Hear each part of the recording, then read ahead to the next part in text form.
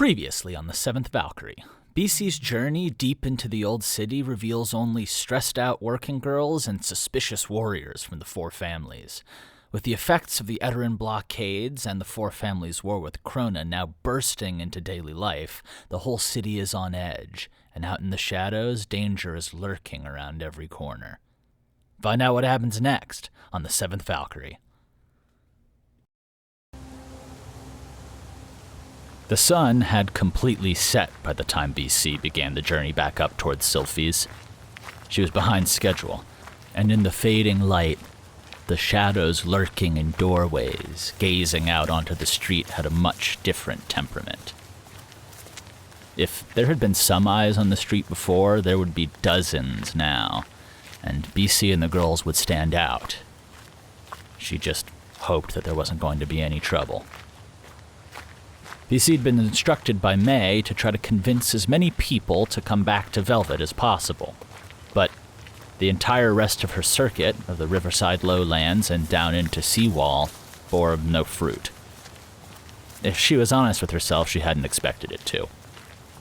The team members that lived this far away from Velvet were security, maintenance, or part of the supplier, music, or accounting teams. Most had families that they simply refused to move, and even though May had made several compelling arguments, which BC had passed along with an increasingly tired and unconvincing delivery, it seemed that there was a disconcerting belief after the attacks on pit staff that it was actually better to be as far away from Velvet as possible. BC growled. It was just another small way in which Krona had divided them. As she made her way back up to Fiona and Sylphie, BC sighed. It had been a fruitless trip, but it was one she needed to do, and she tried to take pride that if she could just get those two girls back home, things would look a little brighter. There was a cutting chill in the air, with winter really making itself known now, and the scent of ash leaf hung heavier in the air as she arrived. Stepping inside, little had changed. And if it hadn't been for the fact that two lanterns now illuminated the inside of the small shack, BC might have been convinced that the two people hadn't really moved at all. But there were two packed bags, so at the very least they had followed her instructions. Fiona still sat breathing from the hookah like her life depended on it, and Sylphie was against the wall near the window, where BC had left her, trying to get a little bit of fresh air.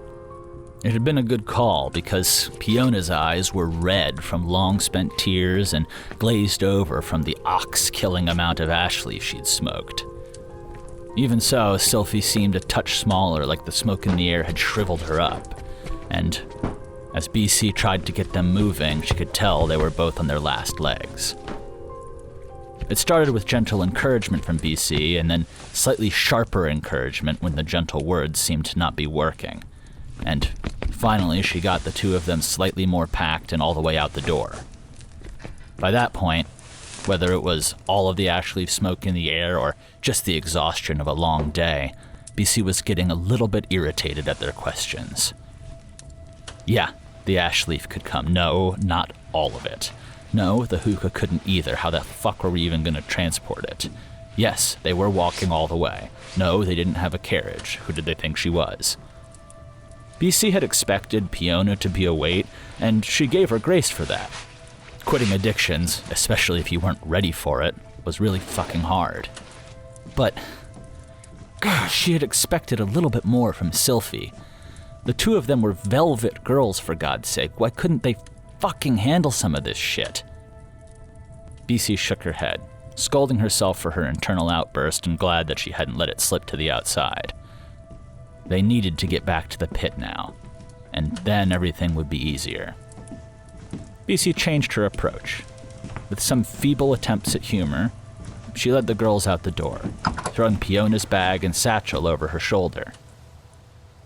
Fiona tried to respond to BC's joke with a self-deprecating quip while she leaned against Sylphie, and then right after that, Sylphie tried to hop in a little half-second too late, and then there was a fake laugh from BC, but against the silent streets that were increasingly shrouded in darkness, their collective attempt at bringing a little levity to this situation, fell apart, disorganized before it even started. This was going to be a long, difficult road on the way up to Velvet. And if things hadn't been enough of a shit show, the moment they got out the door, Fiona became violently sick from ash leaf nausea and slumped into the yard, crying on all fours while Sylphie patted the girl on her back, offering cooing, gentle words again. But BC's empathy had run out with the failed jokes, so instead she just stood strong, eyes on the road, readjusting the bags on her shoulders as she burned down a ferret of her own, watching even more lights across the city flicker out. She could leave Sylphie to be soft and comforting.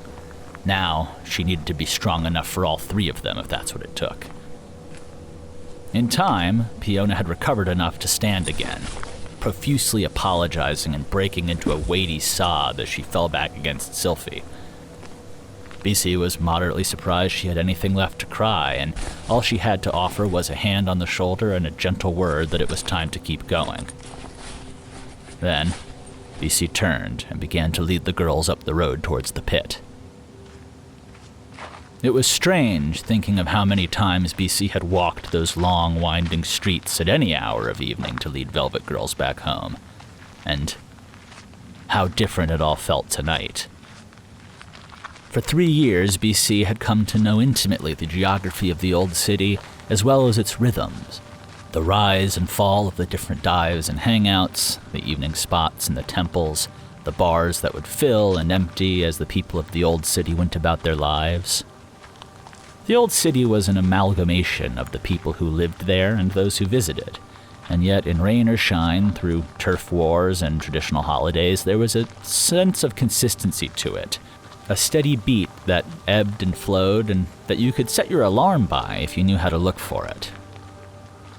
So now, as similar as it was for security to be guiding 2 Velvet girls along the streets, the differences of wartime were striking and stood out even more. The girls lumbered along behind her in silence, rather than striding along in cheerful, bantering spirits. The only thing that broke the quiet was heavy breathing from Fiona, or another round of comforting words from Sylphie, rather than the proud, practiced strut of Velvet girls working in their winter coats. They were hidden and huddled behind ratty wool shawls. And tonight, the busy streets had no one milling about at all. Now that the sun had gone down, most were confined to their porches in small familial groups.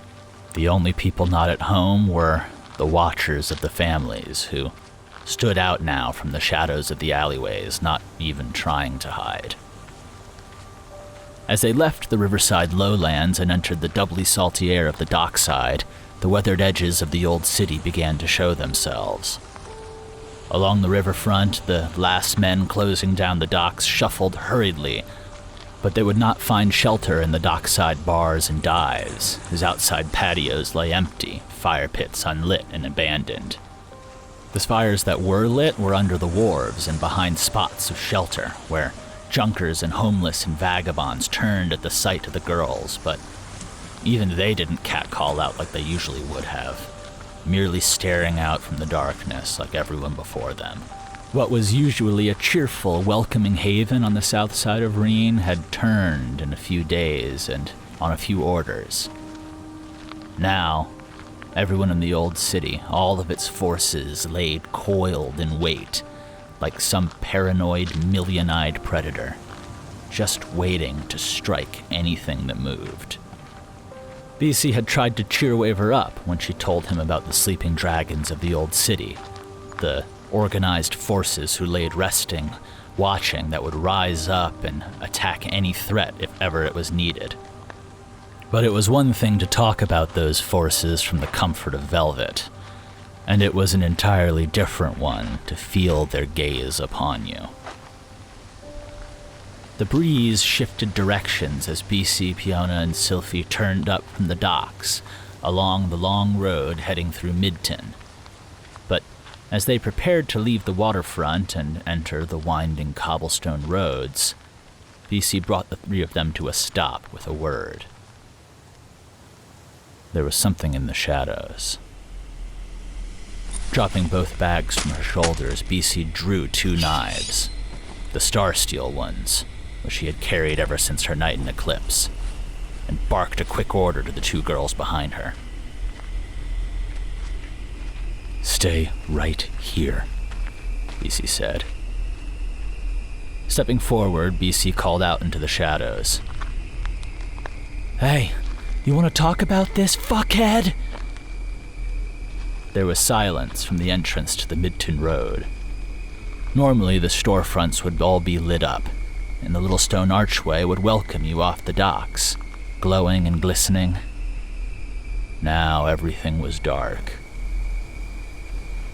"Hey, I'll give you a chance to show yourself, you Bush League bitch," BC said, approaching the archway, trying to spot the person she could just tell was hiding back there.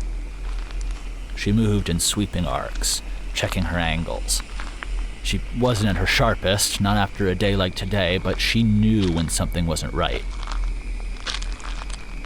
"I'm warning you! Get the fuck out of here!" BC said, stopping a few yards from the entryway. "You know who you're dealing with? I'm not in the mood to kill someone tonight!"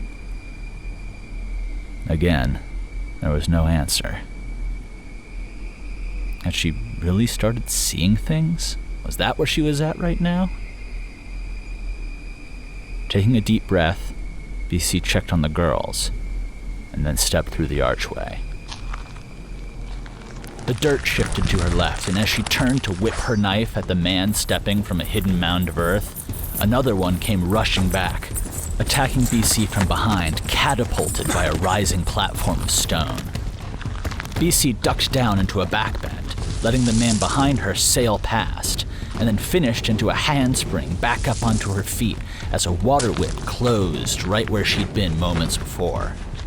The sudden burst of activity made both Fiona and Sylphie scream, but BC had way more important issues right now, like taking 3 steps and driving both knives into the back of the man who'd catapulted past her. He screamed, but she kept pushing, using him as a human shield and then continuing on until she'd shoved both Earthshifters into an alley and out of sight of the waterman, who was hiding somewhere else, she guessed.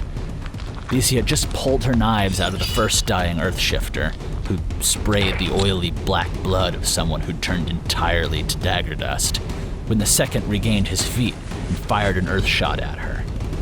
Pirouetting to the right, BC dodged the earth shot and hurled her right-hand blade straight into the second earth shifter's throat, where it fountained off more black blood. In a flash, BC reached him, pulling the knife free and using him again as a shield as the waterman reached around the corner of the alleyway, sending out a water whip that sliced deep into the now-dead earth shifter.